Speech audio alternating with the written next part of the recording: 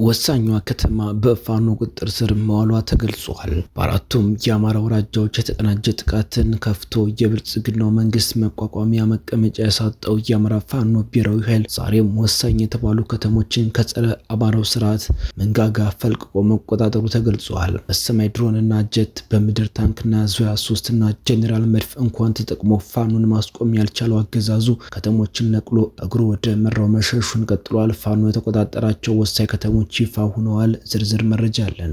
የኤጎፋ ክፍለ ጦር ከደሴ በ45 ኪሎ ሜትር ርቀት ላይ ያገዛዙ ምሽግ በመስበር ድል ማስመዝገቡ ተገልጿል። አይደፈሩም የተባሉ የደቡብ ወሎ ምሽግ እየተሰበሩ ታሪክ ተሰርቶበታል። የብልጽግናው ታጣቂ ቡድን ተከማችቶበት የነበረው ተራራ በፋኖ ተይዟል። የደሴን አመራሮች ከባድ ፍርሃት ውስጥ የከተተውን መረጃ ይዘነዋል። በዝርዝር ትሰሙታላችሁ።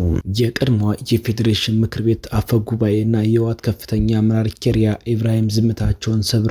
ወይዘሮ ኬሪያ ስለ ትግራይ አሁናዊ ሁኔታና ማዕከላዊ መንግስቱ ማድረግ አለበት ያሉትን ጉዳይ አስመልክቶ የሰጡት አስተያየት እጅግ እያነጋገረ ይገኛል። ኬሪያ ከበድ ያለ ቡጢን በደብረጽዮን ላይ ሰንዝራለች። ሌላኛው መረጃችን ነው። ሰላም ጤና ይስጥልኝ። የተወደዳችሁና የተከበራችሁ በመላው ዓለም የምትገኙ የሚዲያችን ቤተሰቦች እንደምንቆያችሁን አሁን ለሰዓቱ መደመጥ ያለባቸውን እና ትኩረት የሚሹ በርከት ያሉ መረጃዎችን ይዘን ቀርበናል። እናንተም እስከ ዝግጅታችን ፍጻሜ አብራችሁን እንድትቆዩን በአክብሮት የጋበዝን። አሁን በቀጥታ ወደ ዝርዝር መረጃዎቹ እናልፋለን።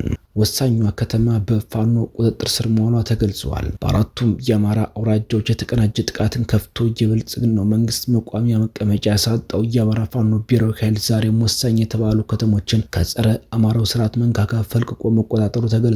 በሰማይ ድሮንና ጀት፣ በምድር ታንክና ዙያ 3 እና ጄኔራል መድፍ እንኳን ተጠቅሞ ፋኖን ማስቆም ያልቻለው አገዛዙ ከተሞችን ጥሎ እግሩ ወደ መራው መሸሹ ቀጥሏል። አራቱም አቅጣጫ በተመሳሳይ ሰዓት በሚባል ደረጃ ከበድ ያለ ጥቃት የተከፈተበት አገዛዙ ሰራዊቱ አንዋጋም በሚል እየገዳው ተበታትኖ ማለቁም እየተነገረ ነው። አማራን የነካ የለውም በረካ እንዲል ቢሉ በአማራ ክልል የሰላም ስምምነት ተደርሷል፣ ሰላም ሰፍኗል በሚል ዓለም አቀፉን ማህበረሰብ ሲያደናግር የነበረው አገዛዙ ገጥሞት የማያውቀው አይነት ውርጅቢ በፋኖ ተሰንዝሮበት መዋቅሩን እያፈራረሰ ከአማራ ክልል ከተሞች በመውጣት ላይ ይገኛል። ከቀናት በፊት ሙሉ ደቡብ ጎንደርን በአይበገሬ ፋኖ ኃይሎች ያጣው አገዛዙ ዛሬም በሸዋና በጎንደር ግንባር ሊቋቋመው የማይችለው አይነት ሽንፈት ማስተናገዱ ተገልጿል። በሸዋ በኩል የባህር ኃይል አድማ ብተና፣ ሚኒሻ፣ አየር ወለድና ሪፐብሊካን ጋርድ አቀናጅቶ ያላይ ያስገባው አገዛዙ ራት ከዘር ያልወረሱ ጀግንነትን በተፈጥሮ የተላበሱ ጀግና የአማራ ልጆች በፈጸሙት ጥቃት የብልጽግናው መንግስት ከባድ ሽንፈትን ተከናንሟል ተብሏል። የአማራን ህዝብ በሀገሩ ባይተዋር ሆኖ እንዲኖር ሀገር መስራችነቱ ተረስቶ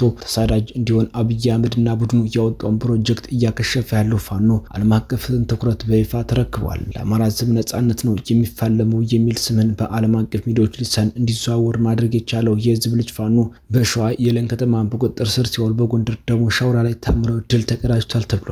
የአማራ ፋኖ ብሔራዊ ንቅናቄ ከምስረታው ማግስት ጀምሮ እየሰራ ያለውን ያልተቋረጠ ጀብድ ተከትሎ ከበድ ያለ ምት እየደረሰባቸው ያሉት የአገዛዙ ታጣቂዎች በግፍ ፋኖን እየተቀላቀሉት ሲሆን ጥቂት የማይባሉ ደግሞ ሰራዊታቸውን ከርተው እንጀራቸውን አውልቀው እየጠፉ መሆናቸው ተረጋግጧል።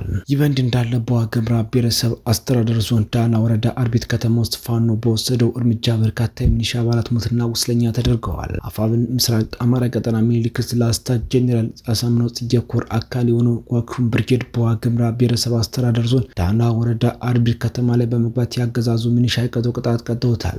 የዋግኽም ብርጌድ ከአኞች የካቲት 6 2018 አመሻሽ ላይ አርቢት ከተማ ላይ በመግባት ጥቃት የፈጸሙ ሲሆን አንድ ጓድ ሚኒሻ ሙት ቁስለኛ በማድረግ 5 ክላሽንኮቭ 340 ክላሽ ተተኳሽ በማድረግ ታላቅ ድል አስመዝግበናል ብለዋል። እንዲሁም የጎፋ ክፍለ ጦር ከደሴ በ45 ኪሎ ሜትር ርቀት ላይ ያገዛዙ ምሽግ በመስመር ድል አስመዝግበዋል። አፋብን ሚኒሊክ ኢያሱ ኮር የጎፋ ክፍለ ጦር የካቲት 4 2018 ከቀኑ 10 ሰዓት ጀምሮ ጠላት ይመካበት የነበረውን ፋርስ የተራራ ምሽግ ከተኮሱ ከጠላት ውስጥ መክተት የሚችሉ ሞርተረኞች ምሽጉን ታርጌት በማድረግ በደቂቃዎች በመስበር አገዛዙ አንድ ጥይት ሳይፈነዳ ወደ አልብኮ ወረዳ ሳልመኔ ፈርጥጧል ብለዋል። በሌላኛው ግንባር የገባው ክፍለ ጦሩ መክት ሻለቃ ነጋሽ ከተማ በደቂቃዎች ውስጥ የተቆጣጠሩ ሲሆን የክፍለ ጦሩ ቃኝና ስበርና መክት ሻለቃ ደግሞ ደጋ ከተማን ተቆጣጥረዋል ተብሏል። በሌላ መረጃ በትግራይ የአስቸኳይ ጊዜ አዋጅ ታወጅ፣ ሻዕቢያ በመላ ትግራይ ገብቷል አለች የቀድሞዋ የህወሓት ባለስልጣን። ብልጽግና በትግራይ የአስቸኳይ ጊዜ አዋጅ እንዲያውጅ ጥያቄ ቀረበላቸው። የቀድሞ የህወሓት ከፍተኛ አመራር ትግራይ የጦርነት አውድማ ልትሆን ነው ሲሉ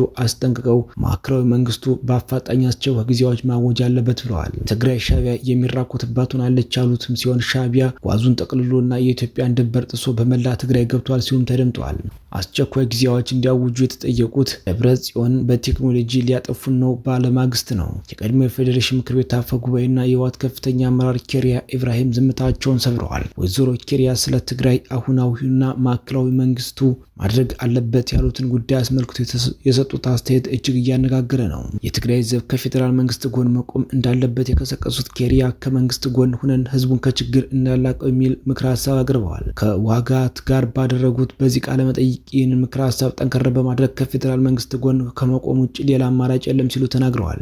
የፌዴራል መንግስቱ ሊመልሳቸው የሚችላቸውን ጥያቄዎች ሊመልስ የሚችለው ከጎኑ በመቆም እንጂ በመቃወም መሆን የለበትም ብያምና የሚሉት ፖለቲከኛዋ የትግራይ ህዝብ ሀገሩን የሞጋት ጥቁር ታሪክ የለውም ብለዋል። ህወሓት ቡድን በተለያዩ ምክንያቶች ህዝቡን ለጦርነት ለማነሳሳት እየሞከረ ነው። ስለዚህ ራሳችን ከፌዴራል መንግስት ጋር ማሰለፍ አለብን። የትግራይ ህዝብና የትግራይ ምድር የጦር አውድማ እንዳትሆን መጠንቀቅ አለብን። ከጥፋት ኃይሎች ጋር ማበር የለብንም። ትግራይ የጦር አውድማ መሆን የለባትም። ስለዚህ ይህ እንዳይሆን አሰላለፋችን እናስተካክል ሲሉ የቀድሞ አፈ ጉባኤ ተደምጠዋል። የቀድሞው የሰላም ሚኒስትር ዴኤታ አቶ ታዬ ደንዳ ፌዴራል ከፍተኛ ፍርድ ቤት የልደታ ምድብ ችሎት ሊከናወን በነበረ የፍርድ ቀጠሮ ላይ ሳይቀርቡ መቅረታቸውን ጠበቃቸው አቶ አበራ ንጉሴ ገለጹ። አቶ ታዬ ደንዳ በችሎቱ ያልተገኙት በአሁኑ ወቅት በሚገኙበት አባ ሳሙኤል ማረሚያ ቤት የጸጥታ ኃይሎች በካቴና ካልታሰርክ ፍርድ ቤት አትሄድም በማለታቸው ሆነ ታውቋል። አቶ ታዬ በበኩላቸው ፍርድ ቤቱ ቀደም ሲል ካቴና ሳይታሰሩ እንዲቀርቡ የሰጠው ትዕዛዝ እንዲከበር በመጠየቃቸው ከጸጥታ ኃይሎች ጋር ሳይስማሙ ቀርተዋል።